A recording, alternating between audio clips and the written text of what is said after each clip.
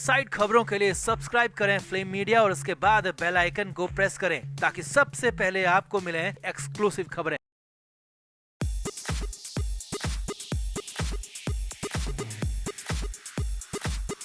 महाराष्ट्र की पॉलिटिक्स में घमासान मचा हुआ है। मुंबई के पूर्व कमिश्नर परमबीर सिंह दहिया ने गृह मंत्री अनिल देशमुख के खिलाफ मोर्चा खोल रखा है। वो कहते हैं ना, घर का भेदी लंका ढाता है।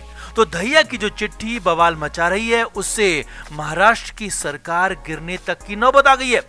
परमबीर सिंह ने उस चिट्ठी में जो जो आरोप लगाए हैं, आप उन सब से वाकिफ होंगे। मगर क्या आपको पता है कि परमबीर ने महाराष्ट्र सरकार की कमर तोड़ने के लिए दूसरी चिट्ठी भी तैयार कर रखी है और उस दूसरी चिट्ठी में कई मर्डर मिस्ट्री से राज हटेगा। इसमें मुख्य रूप से सुशांत सिंह राजपूत और दिशा सलियान की मौत का पर्दाफाश होना भी तय माना जा रहा है। तो क्या है परमबीर सिंह की दूसरी चिट्ठी में और कैसे एक कागज का टुकड़ा बॉलीवुड गैंगस्टर और सेक्स क्रेजी पॉलिटिशियन के पाप खोल देगा, आपको बताते हैं सब। आप इस वीडियो को शेयर करें और कमेंट जरूर करें। तो कमिश्नर रहते हुए परमबीर सिंह ने कई राज अपने अंदर दबा कर रखे थे और अब कमिश्नर पद जाते ही दहिया ने एक एक कर सारे राज उगलने शुरू कर दिए। पहले 100 करोड़ महीना उगाही की बात, तो अब महाराष्ट्र की राजनीति की नींव हिला रहा है।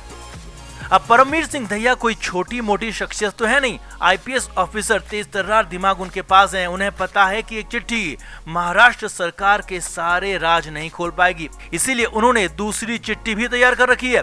और जो बेहद गोपनीय सूत्रों से पता चला है वो ये है कि दूसरी चिट्ठी में परमबीर सिंह दहिया बॉलीवुड की तमाम मर्डर मिस्ट्री के राज फाश करने वाले हैं।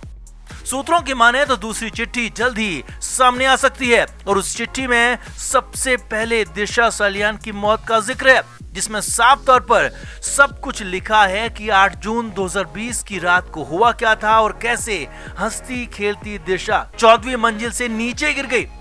दिशा की बॉडी में कपड़े गायब होने से लेकर दिशा की इन्वेस्टिगेशन फाइल डिलीट होने तक की सारी जानकारी इस चिट्ठी में हो सकती है और ऐसा अलग अलग मीडिया रिपोर्ट्स में कहा जा रहा है।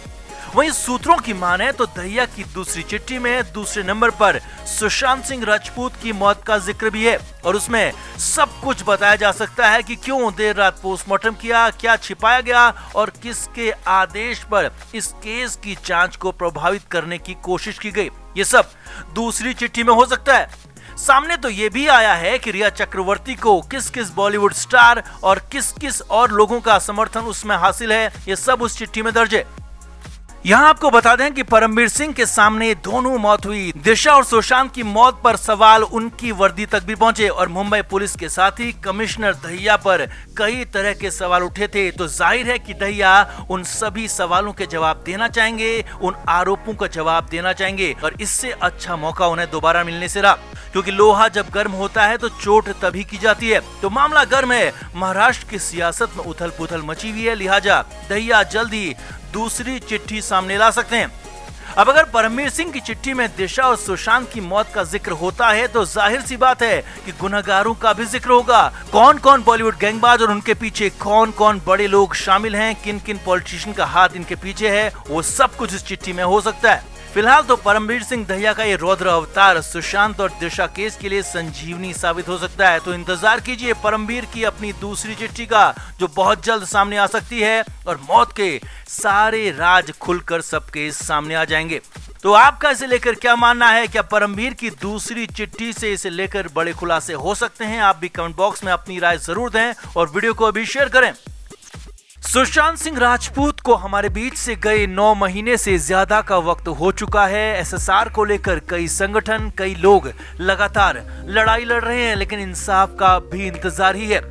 लेकिन अब इंसाफ का काउंटडाउन शुरू हो गया है। जी हाँ, 14 जून के बाद आज यानी कि 18 मार्च का दिन सबसे बड़ा है, सबसे भयानक है, क्योंकि आज ही सुशांत के केस में इंसाफ की बारी है। क्योंकि सबसे बड़ी अदालत में इंसाफ की सबसे बड़ी चौखट पर आज बहुत कुछ होने जा रहा है और इसके बाद तो तय माना जा रहा है कि बीच बीच में नजर आ रही रिया चक्रवर्ती अब सीधे 20 साल बाद नजर आएगी, क्योंकि रिया पर और उसके भाई पर शिकंजा पूरी तरह से कस चुका है और इसीलिए 18 मार्च को 14 जून की ही तरह भयानक कहा जा रहा है। तो क्या होने जा रहा है आज, कैसे होगा पूरा इंसाफ, रिया की 20 साल वाली क्या है कहानी, आपको बताते हैं सब कुछ। आप इस वीडियो को शेयर करें और कमेंट बॉक्स में अपनी राय जरूर दें।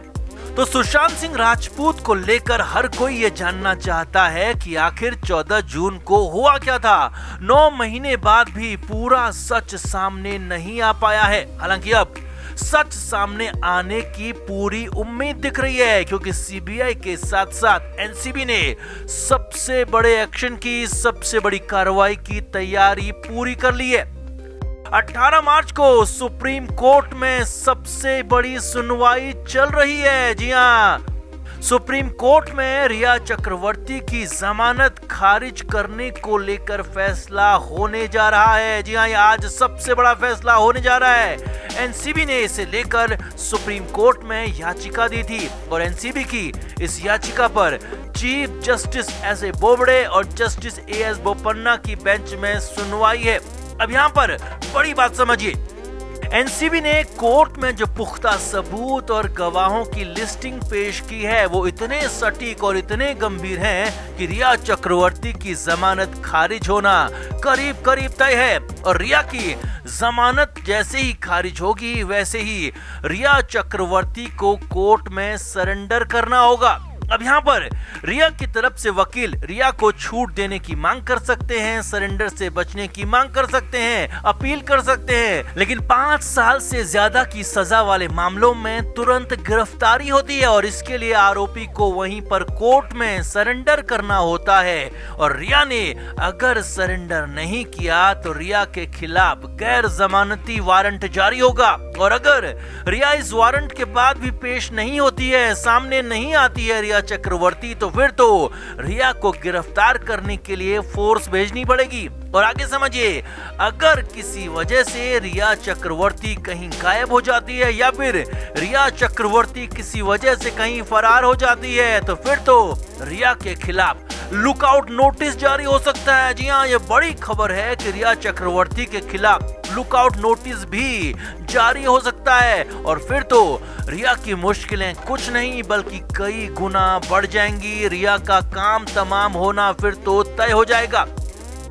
अब यहाँ पर एक और बात समझिए, सुशांत सिंह राजपूत के साथ जो कुछ भी 14 जून को हुआ उसकी जांच तो सीबीआई कर रही है, लेकिन उसकी असली वजह की तलाश एनसीबी ही कर रही है। और एनसीबी की जांच में, एनसीबी के केस में रिया चक्रवर्ती को बड़ी सजा होती है तो ये भी इंसाफ की पहली कड़ी होगी और एसएसआर को इंसाफ मिलने की लिस्ट में ये पहला नंबर होगा। अब सुप्रीम कोर्ट में रिया की जमानत खारिज होती है तो रिया के साथ साथ ये पूरी गैंग के लिए बड़ा झटका होगा। साथ ही साथ इसी फैसले को नजीर बनाते हुए बॉम्बे हाई कोर्ट भी रिया के भाई शौविक की जमानत को खारिज कर सकती है और साथ ही अन्य लोग दीपेश सावंत, सैमुअल मिरांडा समेत 8 अन्य आरोपियों की जमानत खारिज करने की याचिका भी एनसीबी ने बॉम्बे हाई कोर्ट में दी है। और रिया के फैसले को ही नजीर बताते हुए बॉम्बे हाई कोर्ट भी इन सब की, जी हाँ, इन सब की जमानत खारिज कर देगा।